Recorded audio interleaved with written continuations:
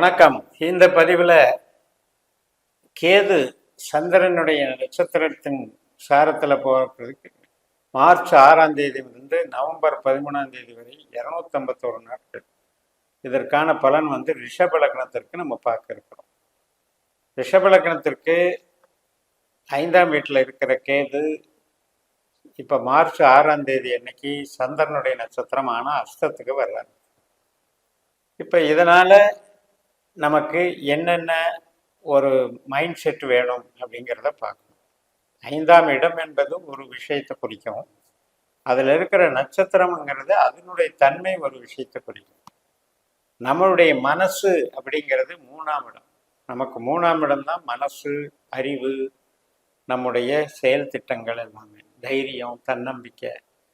அப்பேற்பட்ட 3ஆம் இடம் நம்மளுக்கு கடகராசி. அதுக்கு அதிபதி தான் சந்திரன். அவருடைய நட்சத்திரத்துல தான் அந்த கேது போறார்.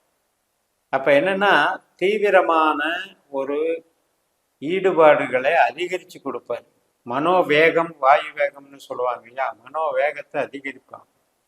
ஆனா அதே நேரத்துல கேது ஒரு பாயிண்டை எடுத்துட்டு அதை மேலும் மேலும் வளர்க்கறதுக்கு பதிலாக ஒவ்வொரு விஷயமா கட் பண்ணிக்கிட்டே வருவாங்க. அதனால தான் இந்த கண்டினியூட்டி ப்ராசஸ் அப்படிங்கிறது கேதுவனால கொடுக்க முடியாது.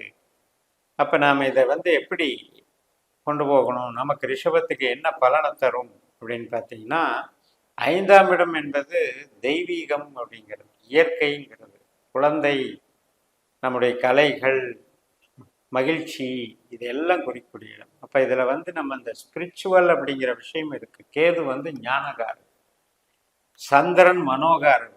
அப்போ இந்த ரெண்டும் சேர்ந்து 5ஆம் இடத்தினுடைய ஆக்டிவேஷன் அப்படிங்கிறது நாம் அந்த இறையருள் சார்ந்து இயங்கும் போது, ஸ்பிரிச்சுவல் ஆக்டிவிட்டீஸில் ஈடுபடும் பொழுது இது பரிணமிக்கும். நமக்கு ஒரு எனர்ஜியை கிரியேட் பண்ணி கொடுக்கும், வளர்ச்சியை அதிகம் பண்ணி கொடுக்கும். அதனுடைய லெவல்னால நமக்கு பலவிதமான ஒரு ஆன்மீக பலம் அதிகரித்து, வில் பவர் அதிகரித்து, அதன் மூலமாக நமக்கு ஒரு உயர்வு கிடைக்கும். அருள் இருந்தால்தான் பொருள். பொருள் என்பது வேறு அணி, அருள் என்பது வேறு அணி. ஆனால் அருள் என்பது ஆரோக்கியத்துக்கும் நம்முடைய உறவுகளை ஒரு மகிழ்ச்சியாக வைத்துக் கொள்வதற்கும் இந்த அருள் என்பது நமக்கு உதவ வேண்டும். அப்படிப்பட்ட அருள் குறைபாடு என்று வரும்பொழுது மனதும் பாதிக்கப்படும், நம்முடைய சுபாவங்களும் நம்முடைய கண்ட்ரோல்லையே இருக்காது. அப்பேற்பட்ட இந்த ஞானகாரகன் கேதுவாக 5ஆம் இடத்துல நமக்கு சந்திரனாக மாறும் பொழுது இந்த கைடன்ஸை நம்ம கரெக்ட் பண்ணிட்டோம் அப்படின்னா மிகப்பெரிய சாதனையாளர்களாக விளங்கலாம். இப்போ யோகத்திலேயே பார்த்தீங்கன்னா உபாசனைகள் பண்ணுறவங்க, ஒரு தொடர்ந்து தியானம் ஜபம் மூலம் தன்னை நிலைநிறுத்தி கொள்பவர்கள், யோகாவில் நல்ல ட்ரைனிங் எடுத்து யோகாஸ் பண்ணுறவங்க, அதுபோக தத்துவ ஆராய்ச்சி பண்ணி நிறையா புத்தகங்களை எழுதி ஆராய்ச்சியில் போகிறவங்களும் இருக்காங்க. எந்த ஒரு பாதையாக இருந்தாலும் இந்த 5ஆம் இடம் என்பது அருளை கொடுக்கும். அதே போல் நமக்கு குழந்தைகள் சார்ந்த விஷயம், அவர்களால் ஏற்படக்கூடிய மகிழ்ச்சி, அவர்களால் ஏற்படக்கூடிய ஒரு நன்மை அப்படின்னு எடுத்துக்கணும். இப்போ நமக்கு இது நெகட்டிவான கேதுவாக இருந்தால், நம்மளுடைய ஜனன ஜாதகத்தில் கேதுவே ஆகாத கிரகம் அப்படின்னு இருந்தால், அது அல்லது சந்திரன் ஆகாத கிரகமாக இருந்து கேது இப்போ அதில் போயிட்டு இருக்கிறதுனால இந்த ரெண்டில் ஏதோ ஒன்று ஆகாத கிரகமாக இருந்தால் இந்த விஷயங்களில் கூட ரிவர்ஸாக வேலை பார்க்கும். ஒரு இஷ்ட தெய்வம், ஒரு உபாசனை, இதெல்லாம் தடைகள் ஏற்படுவதற்கு சில பேருக்கு இருக்கு. அதே மாதிரி குழந்தைகளால் மகிழ்ச்சிக்கு பதிலாக சஞ்சலப்படுறவங்களுக்கு சில பேர். இதுக்கெல்லாம் காரணம் என்னன்னா, பாவம் என்பது ஒன்று தான், 5ஆம் இடம். அது நன்மையா தீமையா, பாசிட்டிவா நெகட்டிவாங்கிற பார்க்கறது தான் உள்ளுக்குள்ள இந்த கிரகங்கள் நமக்கு எப்படி வேலை செய்கிறார்கள் என்று கண்டுபிடிக்கணும். அந்த வகையில் நம்ம அதில் பயன்படுத்தி பழகணும்.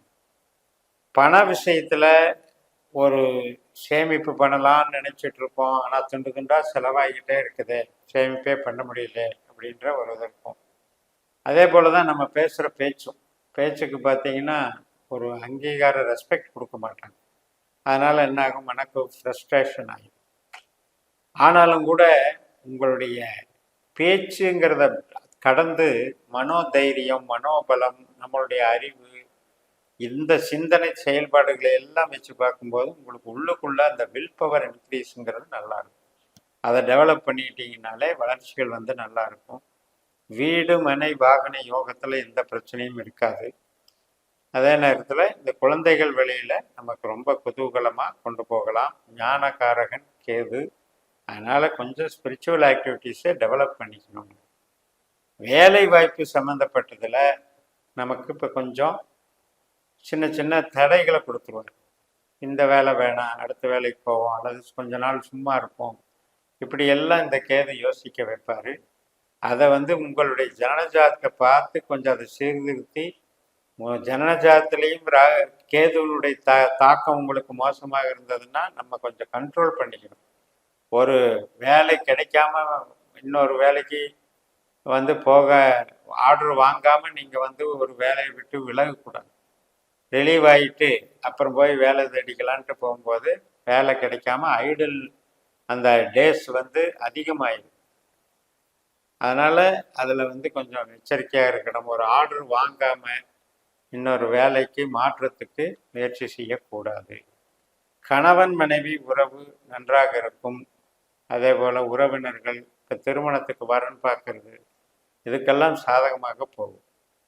அது வந்து இப்போ நம்மளுடைய ஜனன ஜாதகத்தின்படி நமக்கு அந்த திசாபுத்தி அந்தரங்கள் 7ஆம் இடத்தை குறிகாட்டி நமக்கு சுக்கர பலம், குரு பலம் இதெல்லாம் வரும்போது நமக்கு அதனுடைய பலன்கள் நன்றாக அமையும். அதே நேரத்தில் ஒரு எதிர்பாராத விஷயம் நடக்கும், அல்லது எதிர்பாராத தனவரவு கிடைச்சிரும், யூக வியாபாரத்தில் ஜெயிச்சிடலாம் அப்படின்னு எல்லாம் நம்ம போகக்கூடாது. ஏன்னா இது வந்து அகெயின்ஸ்டாக வேலை செஞ்சிருவார் கேது அப்படிங்கிறது.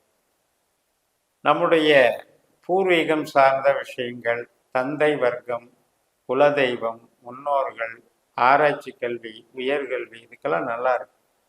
அதனால் பூர்வீக சார்ந்த எந்த நடவடிக்கைகள் எடுத்தாலும் எடுக்கலாம் இப்போ. மற்றும் ஆராய்ச்சி கல்வி படிக்கிறது, உயர்கல்வி படிக்கிறதுக்கெல்லாம் சாதகமாக இருக்குது, தாராளமாக படிக்கலாம். கேதுங்கிறவர் வந்து எப்பவுமே அந்த பிஹெச்டி இது மாதிரி வந்து ரிசர்ச் பண்ணுறவங்களுக்கு இன்னும் கொஞ்சம் பலமாக விளங்குவார். அதுபோக தொழில், சொந்த தொழில் செஞ்சிட்ருக்குறோம் அப்படின்னா, இப்போ நம்ம ஒரு ப்ரொடக்ஷன் லைனில் உற்பத்தி சார்ந்து ஒரு மூலப்பொருளை வச்சு ஒரு பொருளை உற்பத்தி பண்ணி ஸ்டாக் வச்சு வியாபாரம் பண்ணுறோம் அப்படின்னா அதுக்கு வந்து இப்போ இந்த கேது வந்து கொஞ்சம் முட்டுக்கட்டை போடுவார். ஆனால் அதே நேரத்தில் மூளை உழைப்பு செய்கிறீங்க, நீங்கள் வந்து ஒரு வேலை பார்க்குறீங்க, அல்லது ஒரு கமிஷன் துறையில் இருக்கீங்க, கலை சார்ந்த துறையில் இருக்கீங்க, ஒரு படைப்பாளியாக இருக்கிறீங்க, ஒரு விளையாட்டு சம்மந்தப்பட்ட துறையில் இருக்கீங்க, இந்த மாதிரியெல்லாம் இருக்கும்போது ஒன்றும் பாதிக்காது. இப்போ ஐடி லைன் எல்லாம் மூளை உழைப்பு தான், ஐடி லைனில் இருக்கிறதெல்லாம். அதனால் உற்பத்தி சார்ந்த துறைக்கு மட்டும்தான் இது கொஞ்சம் நெகட்டிவாக இருக்கும். மூத்த சகோதரி நண்பர்கள் வகையெல்லாம் நல்ல நன்மையை கொடுக்கும் என்று கூறி நிறைவு செய்கிறேன். இந்த சேனலை சப்ஸ்கிரைப் பண்ணி ஷேர் பண்ணுங்கள். உங்கள் தனிப்பட்ட ஜாதக பலாபலன்களை என்னுடைய வாட்ஸ்அப் நம்பரில் தொடர்பு கொண்டு பலன் பெறுங்கள். உங்களிடமிருந்து விடைபெறுகிறேன். உங்கள் JMS. நன்றி, வணக்கம்.